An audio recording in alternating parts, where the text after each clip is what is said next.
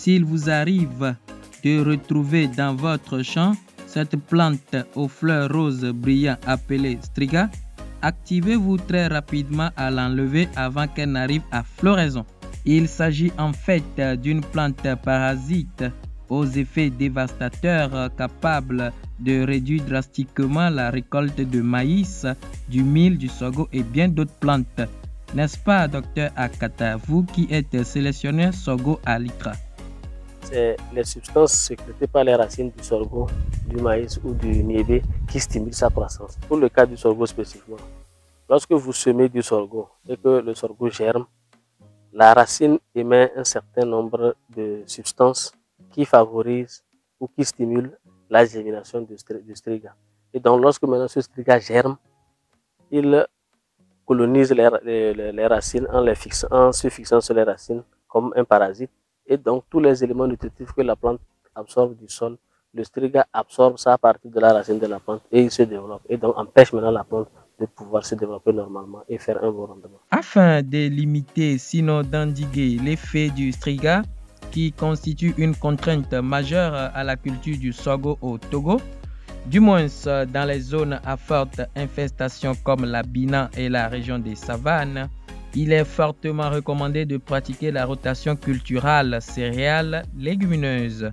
Même on a pratiquement parcouru l'ensemble du pays, surtout dans les zones à forte infestation, et on voit que sur des parcelles contiguës, là où il y a soja par exemple, le striga ne pousse pas, mais un champ de sorgho qui est juste à côté, vous allez voir une très forte invasion du striga. Donc ça veut dire que lorsque vous alternez le soja et le sorgho, automatiquement ça empêche le striga de pousser et donc pouvoir progressivement l'éliminer en attendant d'avoir vraiment des variétés qui, même malgré la présence du striga, peut donner le meilleur potentiel possible. Pour venir à bout de cette plante parasite, des travaux sont en cours à l'Institut togolais de recherche agronomique ITRA pour mettre à la disposition des producteurs des variétés très performantes et tolérantes au striga. De la recherche, nous sommes en train de développer des variétés améliorées en utilisant les variétés qui ont ce gène de résistance qu'on croise avec nos variétés élites ici pour développer des variétés. Et dans le cadre de cette activité, nous avons des partenaires tels que les Sorghum and Millet Innovation Lab, financés par l'USAID, qui nous accompagnent pour faire de la sélection assistée par marqueurs moléculaires.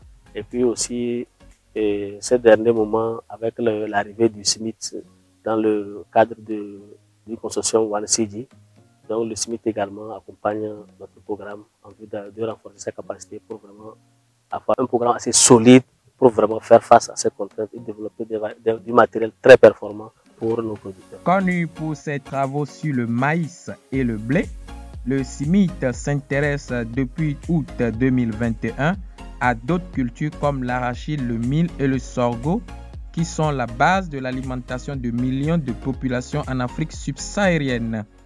Une équipe de recherche est installée au Sénégal pour coordonner les activités d'amélioration de ces cultures en collaboration avec les systèmes nationaux de recherche en Afrique de l'Ouest et du Centre. Nous sommes en train de travailler donc avec un certain nombre de programmes de recherche nationaux, dont ITRA.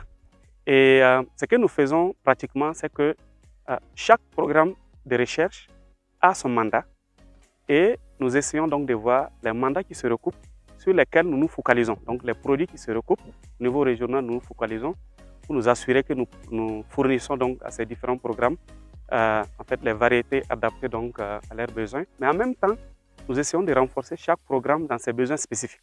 Parce que chaque pays, si je prends le cas du Togo par exemple, le sorgho à grains rouges est très important dans le système, alors que ce n'est pas le cas dans d'autres pays. Donc nous essayons donc de renforcer le programme en termes techniques et aussi avec les ressources pour pouvoir développer donc ces types de sorgho qui répondent aux besoins donc des populations. En visite au Togo, Dr Baloua Nebié, sélectionneur sorgho pour SMIT, s'est montré très admiratif devant les travaux de recherche effectués par l'équipe de recherche du programme sorgho de l'ITRA, avec laquelle il a des activités conjointes.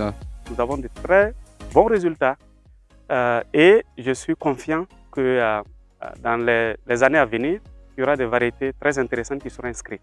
Et d'ores et déjà, je pense qu'il y a déjà une variété qui a été identifiée à travers ce travail collaboratif et qui est en train d'être diffusée. Ils ont commencé la production des semences. Donc je suis avec une note de satisfaction, en tout cas que j'apprécie donc l'équipe. Et je reste confiant que nous allons continuer la collaboration et voir comment mieux renforcer donc l'équipe au niveau local.